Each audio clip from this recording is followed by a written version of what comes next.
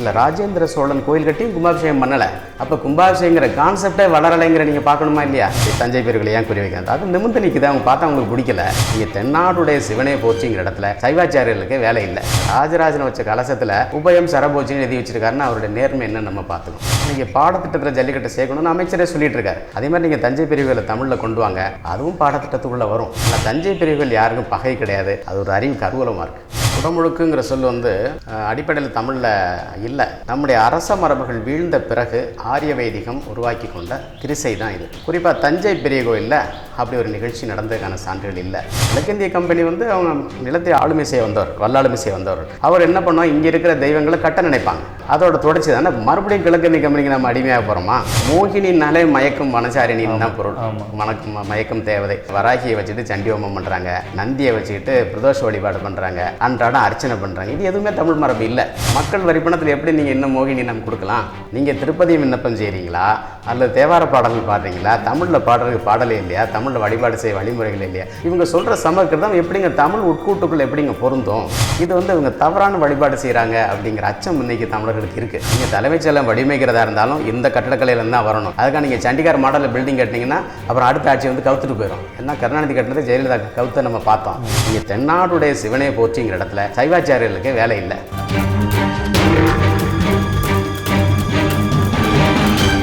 வணக்கம். வணக்கம்.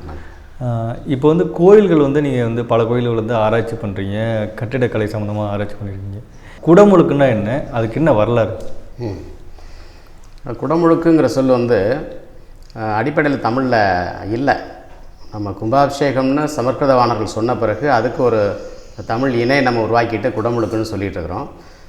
கும்பாபிஷேகம் அப்படிங்கிறது கூட பிற்காலத்தில் தான் நடைமுறைக்கு வந்திருக்கு. அது ஒரு சம்பிரதாயமாக வந்தது 13ஆம் நூற்றாண்டுக்கு பிறகு தான்.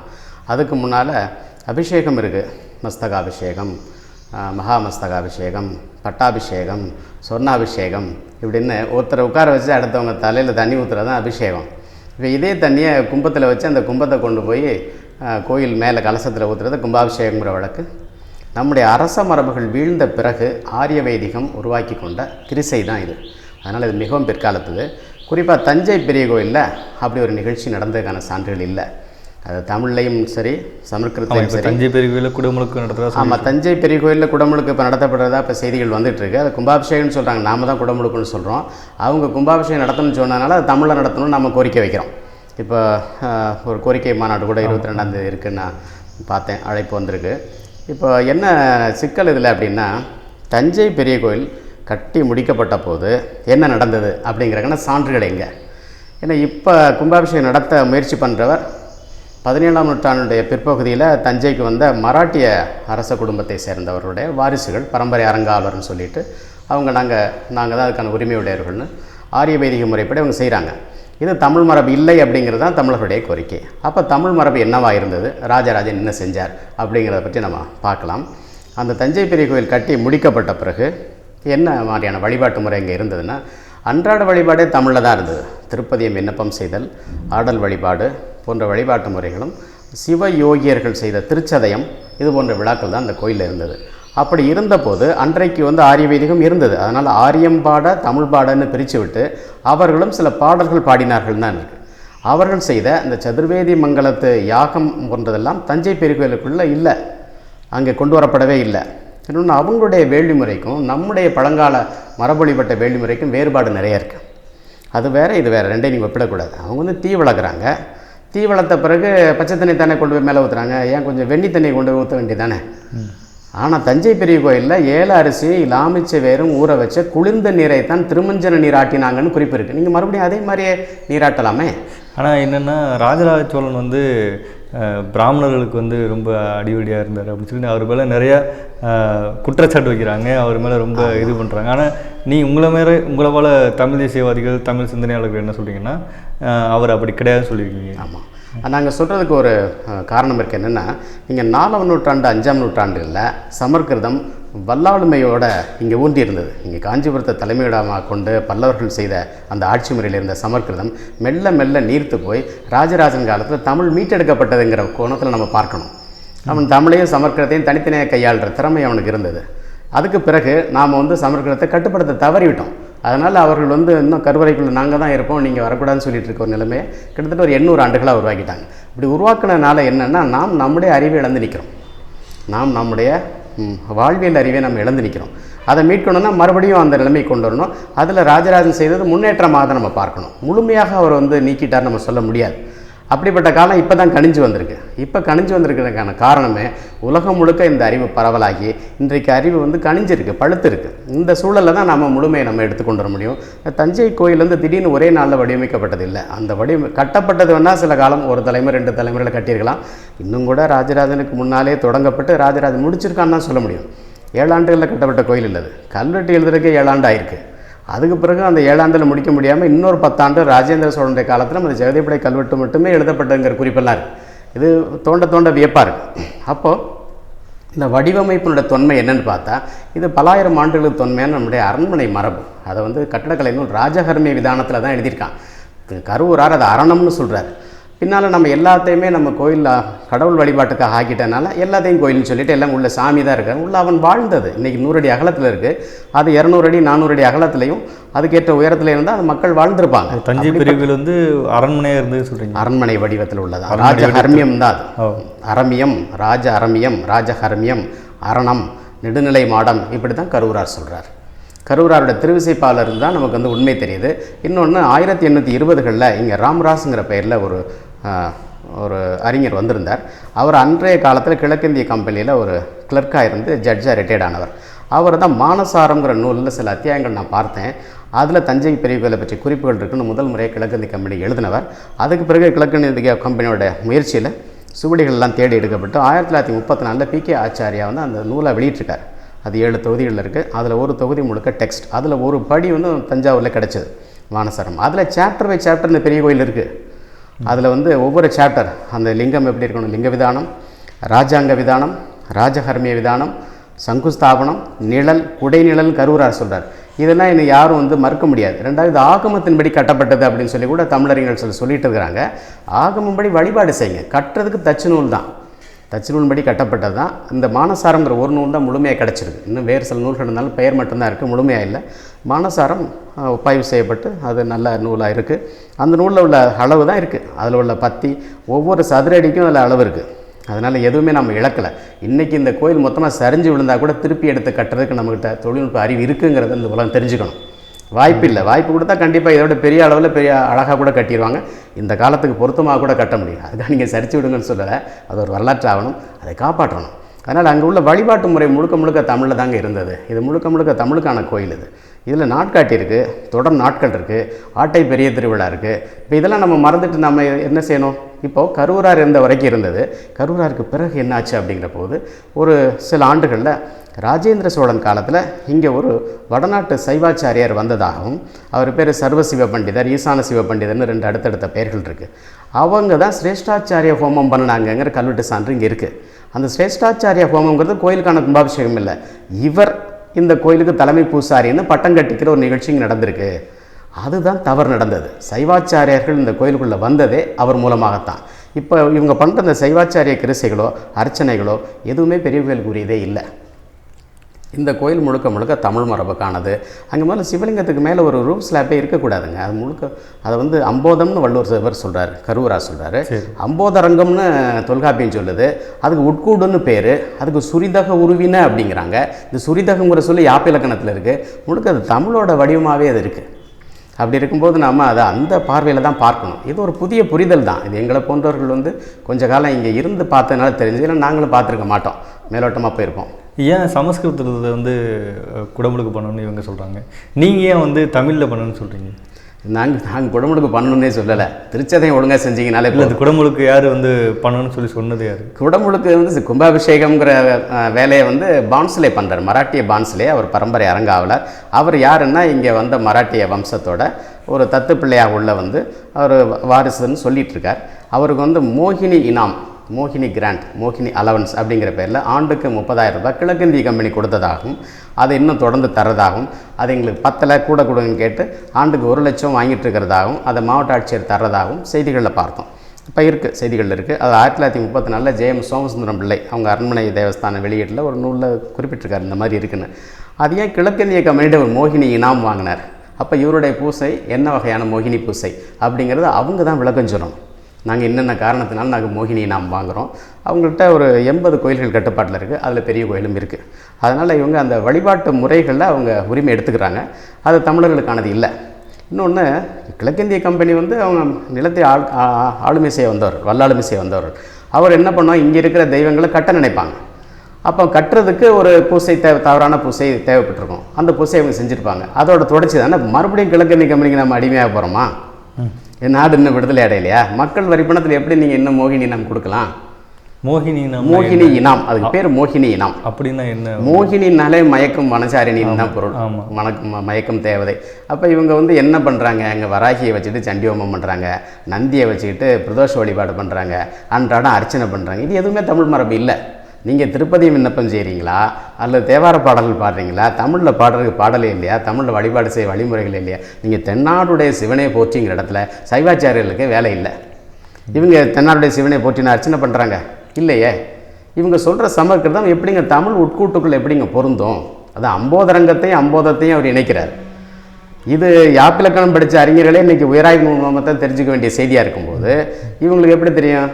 தெரியாது. அதனால் அந்த உள்ளே போக விடுறது இல்லையா, அந்த சுற்ற விடுறதில்லை. இப்போ இன்றைக்கி வந்திருக்கக்கூடிய அந்த பொன்னியின் கொள்கை தேவர்னு நம்ம நினைக்கிறோம், ராஜராஜன் சிலைன்னு சொல்கிறோமே, அது ஒரே இடத்துல என்ன வைக்கப்படலையே, ஒரு வாரத்தில் வச்சு போலீஸ் பாதுகாப்பில் போட்டிருக்காங்க. அதை கொண்டு போய் வைங்க. அது இருந்த இடமே கீழே திருமஞ்சன சாலை அப்படிங்கிறது கருவறைக்கு முன்னால். அப்போ அதை போய் பார்த்து அதுக்கு தான் 7 அரசிகள் அமைச்ச வெறும் அந்த திருமஞ்சன் நீராட்டு அதுக்கும் உள்ளே இருக்கக்கூடிய பளிங்குக்கும் நடந்திருக்கு. அதை நம்ம புதுப்பிக்கலாம். இதை புதுப்பிக்கிறது மூலமாக தான் இந்த தமிழருடைய அறிவு புதுப்பிக்கப்படும். இந்த இப்போ தஞ்சை பெரிய கோயில் நான் சொன்னது வந்து வடிவமைப்பே தொன்மையான வடிவமைப்புன்னு. அதுக்கு பிறகும் இது மெல்ல மெல்ல மெல்லத்தான் அது வந்து சிறிய வடிவமாச்சு.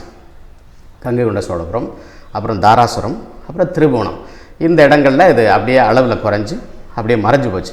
அப்புறம் சின்ன சின்னதாகி செட்டிநாட்டு கோயில்களோடு நின்று இன்றைக்கி ஒரு படிப்பாக கூட இன்றைக்கி பெரிய அளவில் வளரலை. அநேகமாக இது இனி வளருமாங்கிறது கூட ஐயப்படுறது. அவ்வளோ பகை இருக்குது. இதை நீங்கள் எடுத்து சேர்ந்து இன்றைக்கி பொறியாளர்களே பெரும் பகையாக இருக்கிறாங்க. இன்றைக்கி அறநிலையத்துறையில் ஸ்தபதிங்கிற சொல்ல அப்பாயின்மெண்ட் அட்டை கொடுக்குறேன். அந்த ஸ்தபதிங்கிற சொல்ல உருவாக்குனதே சரபோஜி தான். அதுக்கு முன்னால் இருந்த அந்த பெருந்தச்சன்கிற சொல் வந்து ராஜராஜன் காலத்தோட நடைமுறை ஒடுக்கப்பட்டது. ராஜராஜனுக்கு பிறகு தான் சமஸ்கிருத வல்லாளுமை கூடியிருக்கிறத நீங்கள் பார்க்கணும். ராஜேந்திர சோழன் காலத்தில் ரொம்ப இருந்திருக்கு. இந்த சைவாச்சாரியர்கள் வந்தது அங்கே தான். இந்த பெருந்தச்சன்கிற சொல்ல ஒழிச்சது அவங்க தான்.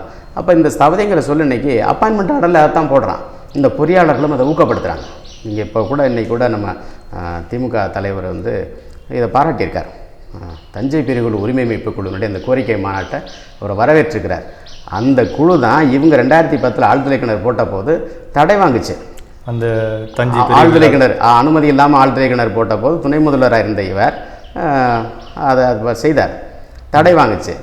அதில் அந்த ஆழ்துளை கிணறு ஏன் அனுமதி இல்லாமல் போட்டோம் அப்படிங்கிறதுக்கு ஒரு விளக்கம் சொல்லலாம் இல்லையா? ஒரு தண்ணியிலே விளக்கமாக சொன்னேன். தமிழ்நாட்டையே ஆளணும்னு ஆசைப்படுறீங்க, கொஞ்சம் விளக்கம் சொன்னால் நல்லா இருக்குமே. இல்லை, அந்த ஆழ்துளை கிணறு போட்டதில் ஏதோ வாஸ்து சம்மந்தமாக எதுவும் இது இருக்கா? வாஸ்துலாம் இல்லை. அதை வந்து போட்ட போது அவங்க எந்த நோக்கத்துக்கு போட்டாங்கன்னா அபிஷேகத்துக்கு தண்ணி வேணும், அதுக்காக நான் போடுறோன்னு தான் சொன்னாங்க. ஆனால் நாங்கள் பக்கத்தில் இருந்து பார்த்தோம், உள்ளேருந்து மணல் வந்தது. சுக்கான் பாறை மேலே கோயில் கட்டியிருக்கும்போது மணல் எப்படி வந்ததுன்னு கேள்வி கேட்டோம். கோர்ட்டும் அதே கேள்வி கேட்டுச்சு. அனுமதி எங்கே நினைச்சு இல்லைன்னாங்க. டூ நாட் ஆப்ரேட்னு ஆர்டர் கொடுத்துருக்காங்க. இப்போ அதுக்கே அவங்க விளக்கம் சொல்ல வேண்டியிருக்கு. இது அதிகாரிகள் இன்னும் உறுதிப்படுத்தலை. அப்போ மக்கள் மறந்துடுவா, 10 ஆண்டுகள் எல்லாத்தையும் மறந்துடுவாங்களா? எங்களுக்கு நிறைய நினைவு வந்திருக்கு. அதுக்கு பிறகு தான் கடைக்கால் நுட்பத்தை பற்றி ஆய்வு செய்தோம். 60 அடிக்கு கடைக்கால் அரைவட்டமாக இருக்குங்கிறது எங்களுக்கு தெரியுது. ஆனால் அது நீங்கள் உறுதி செய்யணும், அதிகாரிகள் உறுதி செய்தால் தான் நாங்கள் மேற்கொண்டு பேச முடியும். இப்போ கூட கலசத்தை இறக்கியிருக்கிறீங்க. கலசத்தை இறக்கின பிறகு அதோட செங்குத்து உயரம் எவ்வளோங்கிறத ஒரு தூக்குண்டு விட்டு பார்த்து சொல்லலாமா இல்லையா? 2016 அடின்னு வரலாற்று ஆசிரியர்கள் சொல்கிறாங்க, 216 அடின்னு, 270 அடின்னு சொல்லி பொறியாளர்கள் தியோடலைட் சர்வே பண்ணி சொல்கிறாங்க. 288 அடின்னு சில குறிப்புகள் இருக்குதுன்னு சொல்கிறாங்க.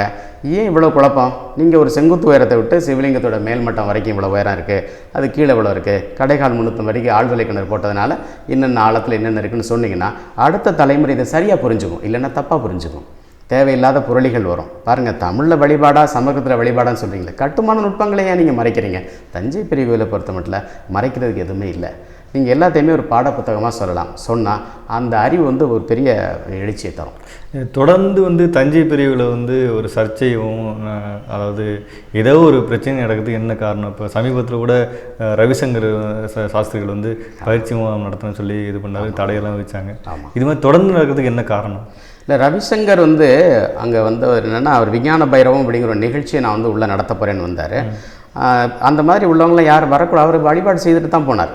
இவங்க கோர்ட்டு தடையிட்டாலுமே மறுநாள் வந்து அந்த பைரவருக்கு முன்னால் நின்று வழிபாடு செய்துட்டு தான் போனார். நானும் கூட தான் இருந்தேன், காவல்துறையோட பாதுகாப்போட வழிபாடு செய்ய யாருக்கும் தடையில்லை. அந்த நிகழ்ச்சிக்கு அவர் வந்து செய்த ஏற்பாடுகள் வந்து முறையாக இல்லை. அந்த ஆழ்துளை கிணறு போட்ட இடத்துக்கு பக்கத்துலேயே அவர் ஷெட்டு போட்டார். அவருக்கு தரப்பட்ட அனுமதியில் ஆழ்துளை கிணறு போடப்பட்ட இடத்திற்கு அருகில் அனுமதி தரப்படுகிறன்னு இருக்குது.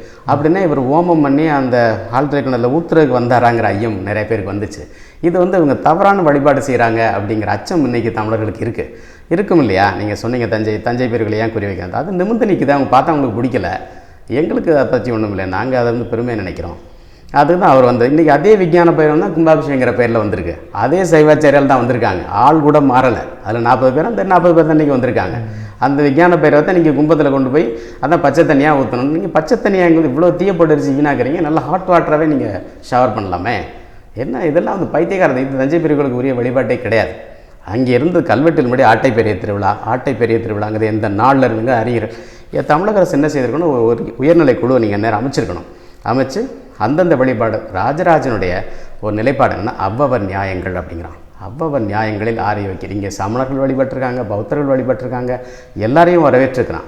தன்னை பேரரசுன்னு சொல்லிக்கிறவன் எல்லாருக்கும் தான் பொதுவானவனாக இருந்திருப்பான். அந்த மாதிரி நீங்கள் ஒரு உயர்நிலை குழு அமைச்சு அவரவர் வழிபாட்டு முறையில் அவரவர் வழிபாடு செய்யவும் நீங்கள் வந்து வழி செய்திருக்கணும். அப்படி இல்லாமல் நீங்கள் மோகினி ஃபண்டுக்கான வழிபாடு மட்டும் நீங்கள் செய்கிறது தான் வருத்தமாக இருக்குது. அதனால தான் தஞ்சை பெரிய கோயில் உரிமை குழு கேட்குது. அவங்களுடைய கோரிக்கை மாநாடு அது நடக்கிறபடி நடக்கட்டும்.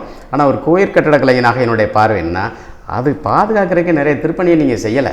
முறையான திருப்பணியே செய்யாமல் நீங்கள் வந்து கும்பாபிஷேகம் கொண்டு வரீங்க. இது அறநிலையத்துறை தான் பொறுப்பே இருக்கணும். அறநிலையத்துறையில் ஒரு தலைமைச் சிற்பி இருக்கிறார், அவர் என்ன வந்து பார்க்கவே இல்லை. அவர் வந்து பார்த்து அறிக்கை விட்டுருக்கணுமா இல்லையா? எத்தனை பேர் வந்து பார்த்துருக்காங்க?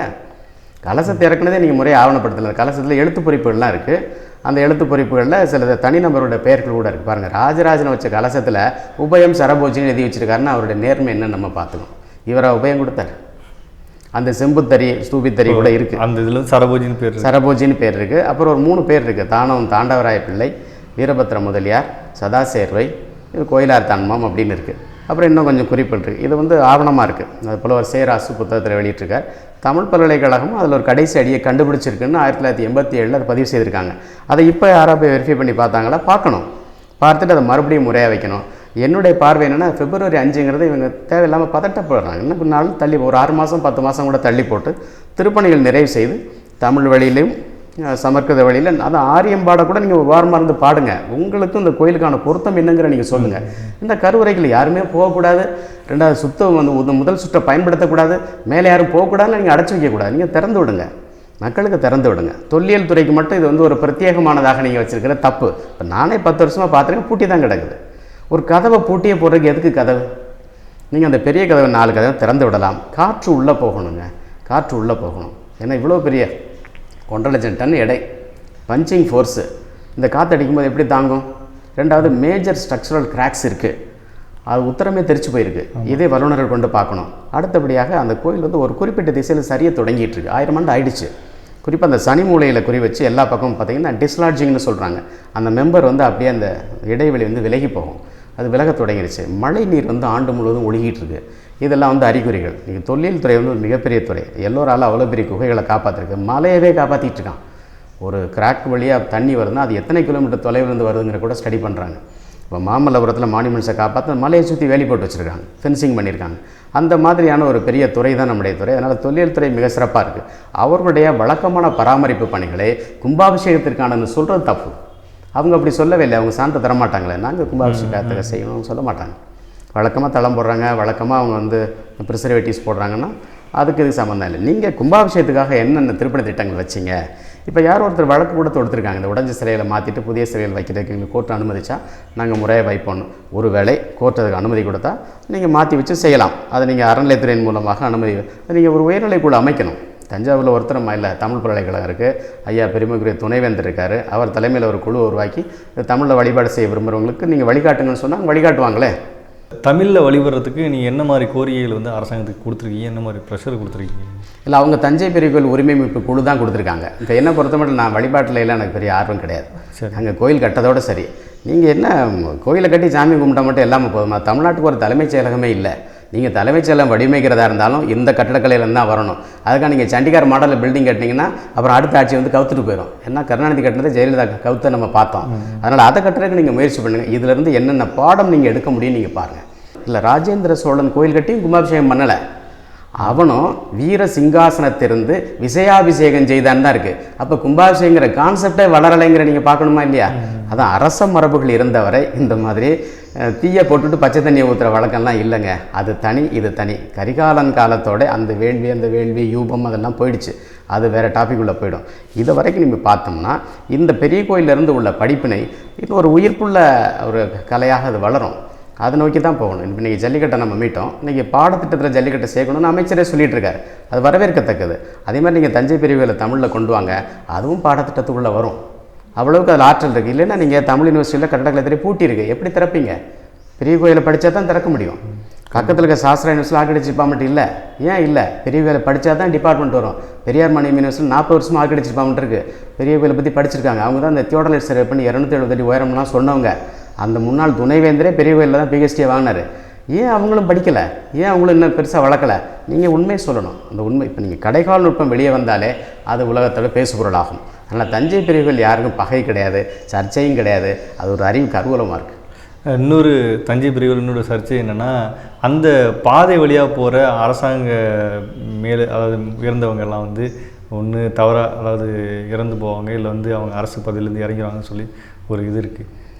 நெகட்டிவாக சொல்கிறாங்க. அது எப்படி? தப்பு தான். அப்படிலாம் ஒன்றும் இல்லை. எல்லாம் யார் வேணாலும் எங்கே வேணாலும் வரலாம். ஆனால் நம்முடைய அரச மரபின்படி வந்து இந்த வடக்கு வாசல் வந்து பயன்படுத்தணும். அதில் தான் மங்கள சின்னங்கள் இருக்குது. அது வழியாக தான் வந்திருக்காங்கங்கிறதுக்கு அதை அடைச்சி போட்டு மராத்தி மொழியில் ஏதோ எழுதி வச்சுருக்காங்க தரையில்.